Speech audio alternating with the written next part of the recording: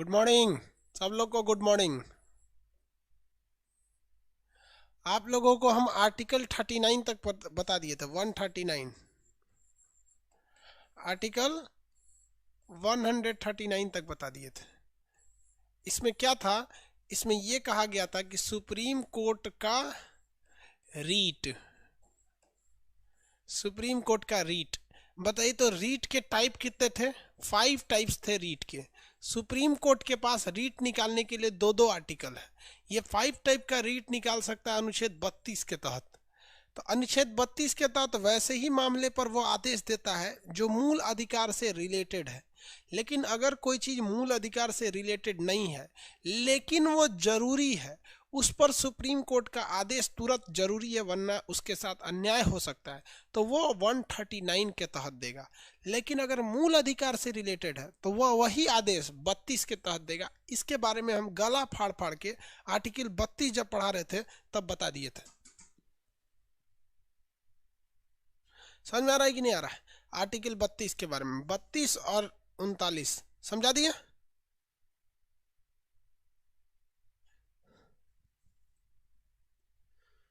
आगे बढ़े। हॉबियस corpus मेंडेमस very good. बंदी प्रत्यक्ष को ये कह रहा है सर ईवीएम के बारे में बताइए। Electronic voting machine EVM. Bihar में सरकार किसकी बनी बाबू? एनडीए। और महागठबंधन की नहीं बन पाई। महागठबंधन। इसीलिए हम बोले थे कल हम आपको रिजल्ट बताएंगे। क्लियर हो गया? कितने लोग को रिजल्ट जानना है? तो एनडीए का हो गया, महागठबंधन का नहीं हुआ। लेकिन देखिए अब थोड़ा ध्यान से समझिए। पहले क्या था कि ईवीएम जो होता था, ईवीएम एक मशीन थी जिसमें खूब ज्यादा बटन होता था। आपको किसको वोट देना, आप जाके बटन दबा दिए, वोट चला गया, आपको पता भी नहीं चला वो सही में गया है कि नहीं। तो कुछ लोग आरोप लगाते थे कि हम कोनो बटनिया पे दबा रहे हैं, वो हमको दिख रहा है कि ये दबाए हैं, लेकिन हमें ऐसा कंप्यूटर फिट किया है कि वो इक्के गो पार्टी को जा रहा है, ऐसा आरोप लगता था। इसलिए चुनाव आयोग ने इस बार वीवीपैट चालू कर दिया। वीवीपैट आपको एक रसीद है। क्या है? रसीद। मेरी ओर ध्यान से समझो, दिमाग लगाना छोड़ो, पहले चुपचाप। रसीद है। जैसे आपने बटन दबाया किसी पार्टी ए पर, बी पर या सी पर, तो कुछ लोग का कहना था कि जो कोनों पे बटन दबाओ जाता है ए पर। और लोगों का डाउट भी एक तरह से कहिए तो डाउट भी सही है था कि पता ही नहीं चलता था गया कहाँ, आप तो बस बटन दबा दिए, अंदर सप्लाई किधर है किसको क्या पता। तो अभी क्या किया है, वीवीपैट नामक एक रसीद वाली मशीन लगा दिया है। अगर आप सी को बटन दबाएंगे तो ये वोट सीधे चला गया सी के पास, कंप्यूटर उसके ईवीएम मशीन में, और आपको यहाँ एक रसीद आके दिखा देगा कि देखिए आपने बटन दबाया है सी पर किस पार्टी का कौन सा प्रत्याशी खड़ा है, वो वहां देख लीजिए, आप संतुष्ट हो जाएंगे, ये वापस चला जाएगा। अब क्या है कि अगर किसी को लगता है कि नहीं किस पार्टी पर धांधली हुई है, तो वो ईवीएम से तो जांच ही नहीं कर सकता ना, क्योंकि ईवीएम बताएगा कि ए पार्टी को मान लीजिए 20,000 सीट मिला है, बी को मिला है 1500, ऐसे करके कुछ भी दिखा देगा। तो आप इसको कंफर्म करने के लिए जहां धांधली लग रहा है वहां आप वीवीपैट मशीन को निकलवाइए और उस पर एक एक करके पर्ची को गिनवा लीजिए, आराम हो जाएगा। ईवीएम इसलिए लगाया गया है ताकि काउंटिंग जल्दी हो जाए, धड़ाक से रिजल्ट आ जाए, वरना 6 महीना काउंटिंग में ही लग जाएगा। और वीवीपैट इसलिए लगाया गया था कि क्रॉस चेकिंग किया जा सके, जहां पर आपको लग रहा है कि गड़बड़ है वहां पर आप क्रॉस चेकिंग करा सकते हैं। अब क्या मैटर होगा, ये सब राजनीतिक चीजें हैं, इसमें आपको जाने की जरूरत नहीं है। जो जिस पार्टी का है वो उसी का ही रहेगा, आप कुछ भी कर दीजिए वो चेंज नहीं हो सकता है। इसलिए don't interfere in the bloody politics. जिसको एनडीए का पसंद है वो एनडीए ही पसंद करेगा, चाहे वो उसे कुछ भी कर दीजिए। जिसे महागठबंधन पसंद है वो महागठबंधन को ही पसंद करेगा, कोई दिक्कत नहीं। ये बोले थे कि हम 10 लाख नौकरी देंगे, ये जवाब में बोले थे कि ये 19 लाख नौकरी देंगे। ठीक है, अगर ये आए रहते हैं तो इनको देना पड़ता 10 लाख, ये आए हैं इन्हें देना है 19 लाख, कोनों में नहीं होगा। ठीक है, इनसे तो 10 लाख दीजिएगा कि नहीं दीजिएगा ये तो सवाल अभी नहीं पूछ सकते हैं, क्योंकि वर्तमान समय में तो महागठबंधन सरकार नहीं बना रही है। इसलिए इनसे सवाल पूछिएगा तो इनके पास एकदम परफेक्ट जवाब है कि भैया हमारी सरकारें नहीं, हम देंगे कहाँ से। और इनसे आप सवाल पूछ सकते हैं। लेकिन गलती से अगर इनसे सवाल पूछे ना तो कहेंगे तो बड़े सवाल पूछता है साला, बहुत होशियार है तुम, हेन तेन, और उनसे मांगना 10 लाख, और भाई वो हार के चल गया, अब मांगेंगे कैसे? क्योंकि उनके पास तो जवाब है, इनके पास देखिए अच्छा है भाई 19 लाख नौकरी मिल जाए। इस सब चक्कर में नहीं पड़ना चाहिए बहू। जो जिधर का है वो उधर का ही रहेगा। जिसको ये पसंद है वो 19 लाख नौकरी नहीं मांगेगा, और जो मांग दिया ये उससे लड़ जाएंगे सब। ये सरकार नहीं लड़ती, पब्लिक लड़ जाती है, तेरा अध्ययन नौकरी है, समझ में आएगी नहीं आ गया? और जिसको ये पसंद है ना, जिसको ये पसंद है, अगर सरकार ने 10 लाख नौकरी नहीं भी दिया तो एक बार भी नहीं कहेगा कि दे दीजिए, और अगर कोई मांगने आ गया तो ओकरे से लड़ जाएगा। इसलिए सब चक्कर में नहीं पड़ी। चलिए आइए पॉलिटी में सीधा, सरकार बनाता है लोग, पढ़िए चुपचाप। ये सुप्रीम कोर्ट के रीट कितने प्रकार के थे? 5 प्रकार के सुप्रीम कोर्ट के रीट थे। आगे बढ़े, अगला देखते हैं। इसके बाद देखिए सुप्रीम कोर्ट के बहुत सारे अनुच्छेद है जो आपके पॉलिटिक का काम का नहीं है, एग्जाम के पॉइंट ऑफ व्यू से एकदम फालतू है, वो एग्जाम में पूछता ही नहीं। इसलिए लास्ट में क्या क्या कहता है कि सुप्रीम कोर्ट अगर कोई आदेश देता है तो सारे न्यायालय पर लागू रहेगा, सुप्रीम कोर्ट अपने अधिकार को बढ़ा सकता है, सुप्रीम कोर्ट अपने जजों वेतन सैलरी सबको निर्धारित करता है। तो ये सब एग्जाम के पॉइंट ऑफ व्यू से इसका इंपॉर्टेंट नहीं रहता है। हालांकि जब फ्री पीडीएफ सेक्शन में है उसमें तो आपका मतलब A to Z अनुच्छेद है, जो फ्री पीडीएफ सेक्शन है उसमें A to Z है। और इस वाले में थोड़ा सा शायद पीडीएफ धुंधला था। ज्योग्राफी का पीडीएफ डाल दिया ना जी, प्रिंटेड वाला, प्रिंट हाथ वाला नहीं, टाइप वाला डाल दिया ना। ज्योग्राफी वालों का टाइप वाला हो गया, पॉलिटी वालों का भी टाइप वाला डाल देंगे आप, उसमें जिसको मन जो देखते रहिए। आगे बढ़े। हाँ बाबू, प्रिंटेड पीडीएफ, ठीक है।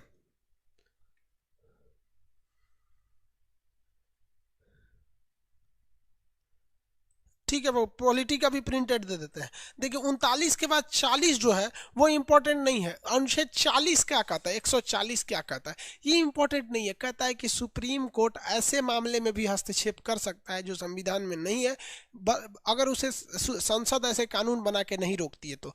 ये 40 इंपॉर्टेंट नहीं है। लेकिन आर्टिकल 141 इंपॉर्टेंट है। ये क्या है? सुप्रीम कोर्ट का ऑर्डर, सुप्रीम कोर्ट का आदेश। अगर सुप्रीम कोर्ट का नियम, कोई भी नियम सुप्रीम कोर्ट बना देती है कि कल से ये नियम लागू रहेगा, तो हिंदुस्तान के जितने भी हाई कोर्ट हैं या जितने भी सुप्रीम कोर्ट हैं उन सबको ये रूल फॉलो करना पड़ेगा।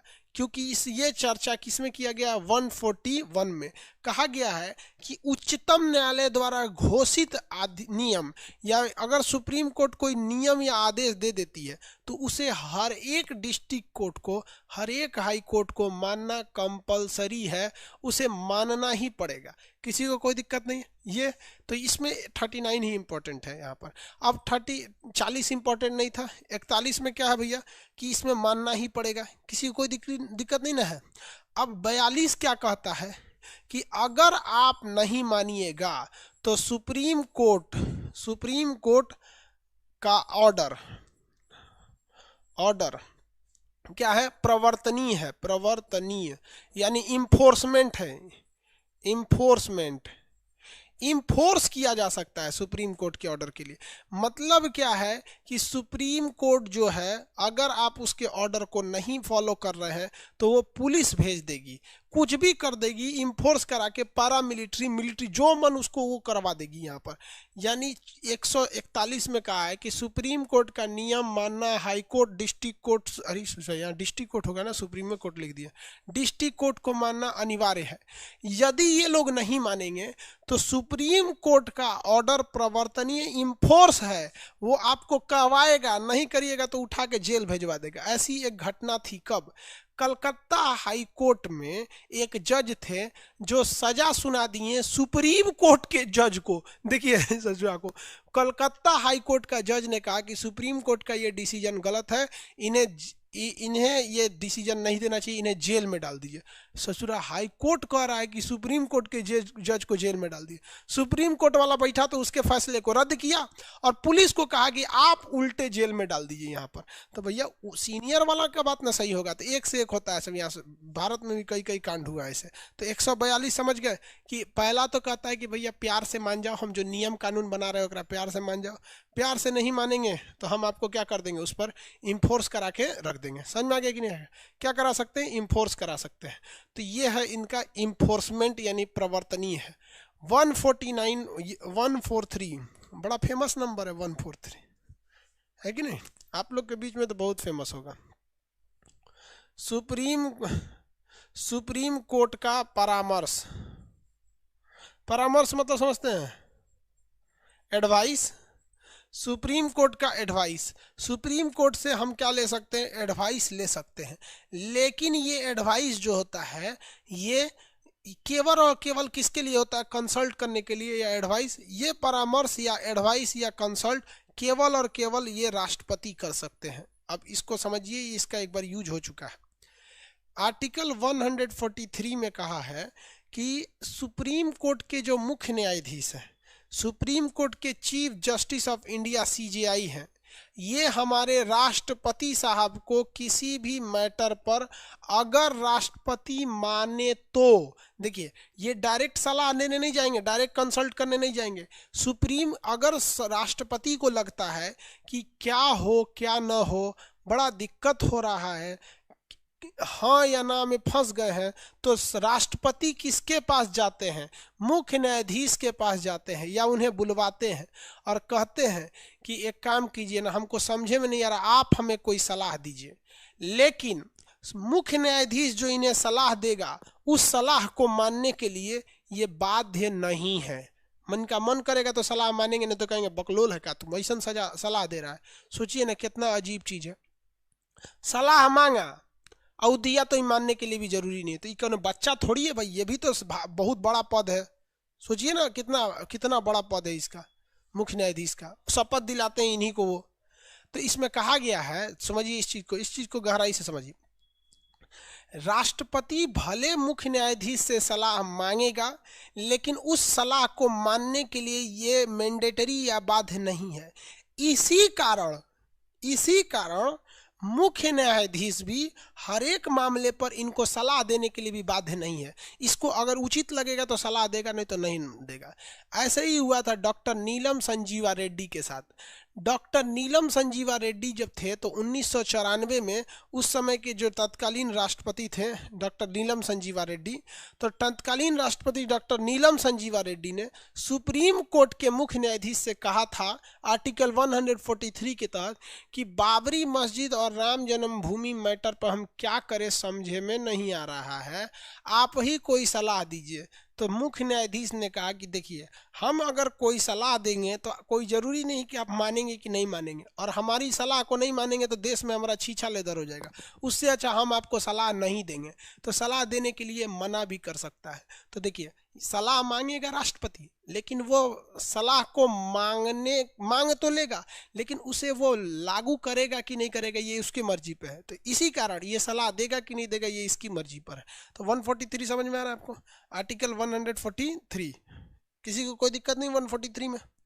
आगे बढ़ जा, इतना याद हो गया आर्टिकल 143। इसको हमेशा ये दो अनुच्छेद को तो भूलना ही नहीं चाहिए, ये कई बार पूछा है। इसको ये कई बार आपसे पूछा हुआ एग्जाम में, नील आर्टिकल के बारे में।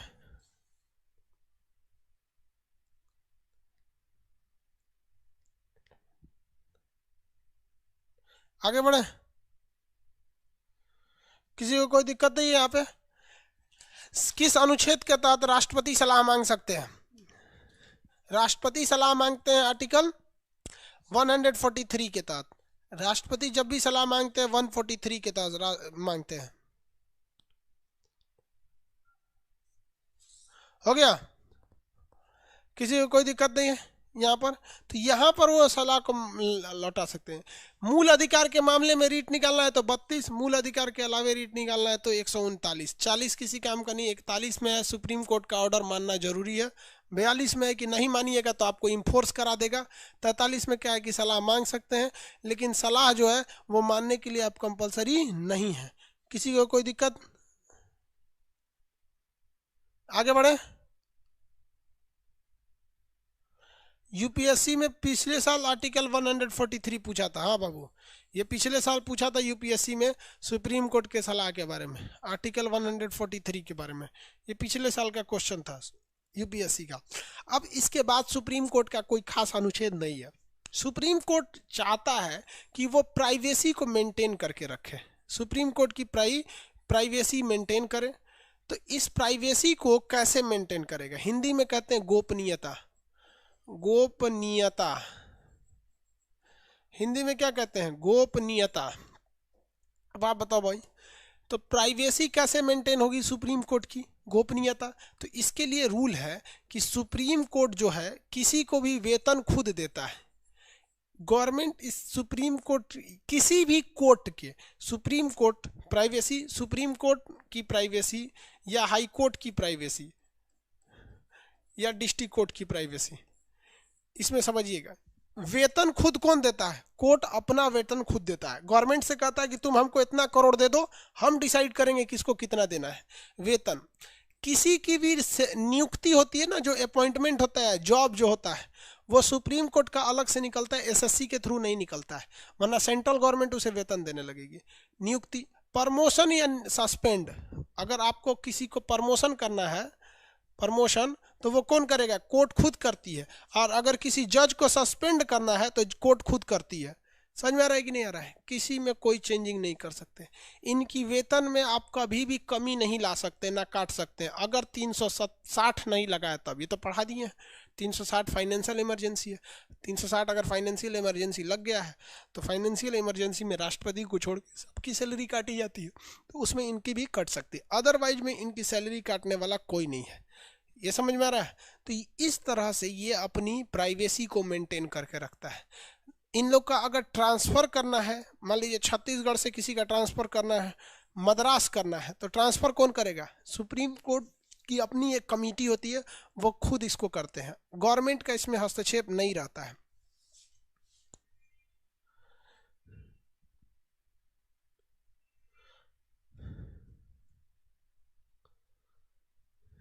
सर यूएनओ को कैसे भंग कर सकते हैं? नहीं भंग कर सकते हैं।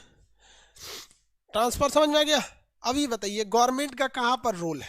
ना इनकी नियुक्ति कर रहा है, ना वेतन दे रहा है, ना प्रमोशन दे रहा है, ना सस्पेंड कर रहा है, ना ट्रांसफर कर रहा है, तो डरेगा किससे?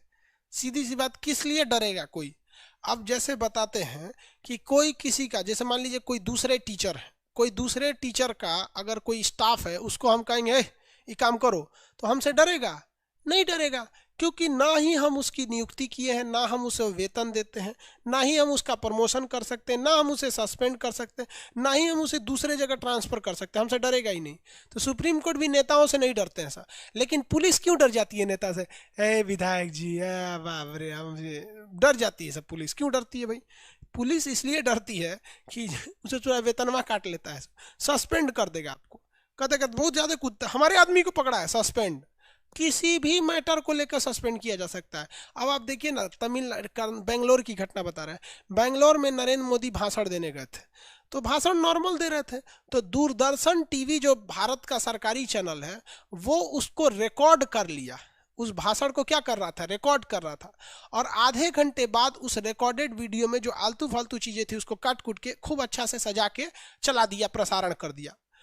तो भारत सरकार के सूचना प्रसारण मंत्री उस दूरदर्शन के मैनेजर को सस्पेंड कर दिए और कहें कि तुमने लाइव टेलीकास्ट क्यों नहीं किया था।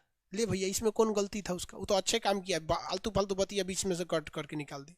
लाइव टेलीकास्ट तो सरकार के अंडर में जो चीज़ आती है, ससुरा कब सस्पेंड कर देगा, क्या नहीं करेगा, कोई ठीक नहीं रहता है। ट्रांसफ़र कर देगा ऐसा जंगल में। मान लीजिए कोई दरोगा है, बहुत कूद रहे हैं ऐसे वैसे, तो क्या करेगा ना, देखेगा कि इनका परिवार कहाँ है, यहाँ है, ऐसा जंगल में भेजेगा ना, ससुरा ना परिवार से मिल पाएंगे ना कुछ। अब कोई बिहार का आईपीएस है तो उसको बिहार में ड्यूटी दीजिए ना, उसका उठा के भेज देगा अंडमान निकोबार, जो ससुरा मुँह रहो। इसलिए ये जितने नेताओं के क्या हो जाते हैं, गुलाम हो जाते हैं। ट्रांसफ़र इनके हाथ में है। ये अशोक खेमका है ना, अशोक खेमका जी 23 साल के ड्यूटी में 25 बार ट्रांसफ़र हुआ उनका, सोचिए ना। हर 8 महीने पे उनका ट्रांसफ़र हो जाता है। तो ये बहुत ईमानदारी करने नहीं देते हैं सब ये नेता सब। इसीलिए आप देखेंगे कि सुप्रीम कोर्ट के जज पर या हाई कोर्ट के जज पर किसी की दादागिरी नहीं चलती है। नहीं तो बाकी डीएम एसपी को तो खरीदना कोई बहुत बड़का बात थोड़ी होता है, इंडिया में किसी को खरीद लेते हैं आप लोग। आगे बढ़े तो ऐसा ही नियम कानून पुलिस वालों के लिए भी लाना चाहिए। लेकिन पुलिस वाले इतने ना भ्रष्टाई में उतर चुके हैं जिसका कोई हद नहीं। ये हो गया आपका सुप्रीम कोर्ट के बारे में। सुप्रीम कोर्ट में और एक दो चीज़ होती है जो हम आपको समझा देते हैं। कैबेट क्या होता है, अपील क्या होता है, एडमिट क्या होता है, ये आप नॉर्मल चीज़ों को समझिएगा। ये सुप्रीम कोर्ट है, ये हाई कोर्ट है और ये डिस्ट्रिक्ट कोर्ट है। मुकदमा सबसे पहले कहाँ जाता है? डिस्ट्रिक्ट कोर्ट में। मुकदमा सबसे पहले कहाँ जाएगा? डिस्ट्रिक्ट कोर्ट में। क्या पूछ रहा है? सस्पेंड करने के बाद उस आदमी का क्या होता है? सस्पेंड करने के बाद उस आदमी को 6 महीने घर पे रहना पड़ता है। सस्पेंड करने के बाद उस आदमी को क्या करना पड़ता है? घर रहना पड़ता है। इस दौरान, सस्पेंड होने के दौरान, उसे अपनी टोटल सैलरी का केवल आधी सैलरी मिलती है। इसमें 2 नियम होती है सस्पेंड को। देखिए, सस्पेंड को हिंदी में कहते हैं निलंबन। निलंबन निलंबन 2 तरह से होता है। एक होती है, ये नॉर्मल 4 से 6 महीने के लिए होता है। 4 से 6 महीने के लिए होता है, इसका कोई ठीक नहीं रहता। ये 2 तरह से होता है। 2 तरह से होता है। दोनों में सैलरी आधी दी जाती है। जब तक आप घर पे रहेंगे आपसे कोई काम नहीं कराया जाएगा, लेकिन आपको आधी सैलरी दी जाएगी कि आप अपने परिवार को जिला सकें। लेकिन आप अगर हाई कोर्ट में जाते हैं और हाई कोर्ट से कहते हैं कि महाराज हमसे गलती हो गई थी, लेकिन इतनी भयानक गलती नहीं थी, तो अगर आप सीरियस गलती नहीं किए हैं और उस वजह से सस्पेंड हुए हैं, नॉर्मल गलती की वजह से, तो आपको ये बाकी वाली सैलरी जब आप ड्यूटी पर आइएगा 6 महीने बाद तो जोड़ के दे दिया जाता है कि लीजिए यहाँ पर, और कुछ खास दिक्कत नहीं होता है। लेकिन आपकी मेरिट में एक दाग लग जाता है। आगे जब प्रमोशन की बात आती है तो लोग कहते हैं कि दूर ससुरत नहीं, खाली ये जो था ना, ये करा प्रमोशन मत दो। पहला दिक्कत ये आता है प्रमोशन में। लेकिन अगर आप बहुत भयानक चीज़ के लिए गलती से सस्पेंड हुए हैं, किसी का मर्डर ऑर्डर हो गया है आपके थाना क्षेत्र में या किसी चीज़ में, तो आपको ये वाली पैसे नहीं दिए जाते हैं। तो जो बचा हुआ है उसे नहीं दिया जाता है। ये 2 शर्त होती है यहाँ पर। अगर आपको लगता है कि नहीं, सरकार ने आपको फालतू में ही सस्पेंड कर दिया है, तो आप अपने राज्य के हाई कोर्ट में जा सकते हैं। सस्पेंशन का सारा नियम यही होता है। सस्पेंशन जो होता है 4 महीने से 10-10 महीना तक रह जाता है। आपको लगता है कि सरकार आपको मनमौजी सस्पेंड कर रही है, तो आप हाई कोर्ट में जाइए, हाई कोर्ट में अपनी बात को रखिए। अगर हाई कोर्ट को आप समझाने में कामयाब हो गए तो कहेगा नहीं, इनकी ड्यूटी बहाल किया जाए, वापस इन्हें अपॉइंट किया जाए। अगर आपका नॉर्मल मैटर है तो आपकी सैलरी जो आधी रुकी हुई थी वो मिल जाएगी। नॉर्मल मैटर नहीं है तो आधी नहीं मिलेगी। कभी कभी तो 1 रुपया नहीं देता है। अगर बहुत खतरनाक रहेगा तो नहीं देगा। आगे बढ़े।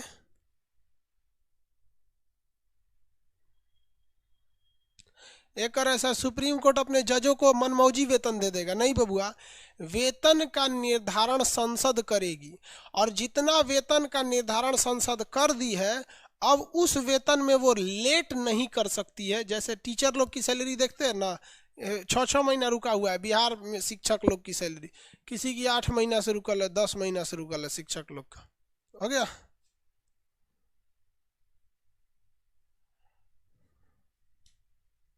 आगे बढ़ जाए। चलिए, अब टर्मिनेट क्या होता है? टर्मिनेट को कहते हैं बर्खास्त, खत्म कहानी। टर्मिनेट, टर्मिनेट का मतलब होता है बर्खास्त। मतलब आप टाटा बाय बाय, आपकी नौकरी गई यहाँ से, फिर से तैयारी करिए, जाइए। समझ आ गया? ये होता है टर्मिनेट। बुढ़ौती में टर्मिनेट करेगा तो आदमी कुछ नहीं कर पाता है। अब यहाँ देखिए, ये तो हो गया सस्पेंड और टर्मिनेट में अंतर।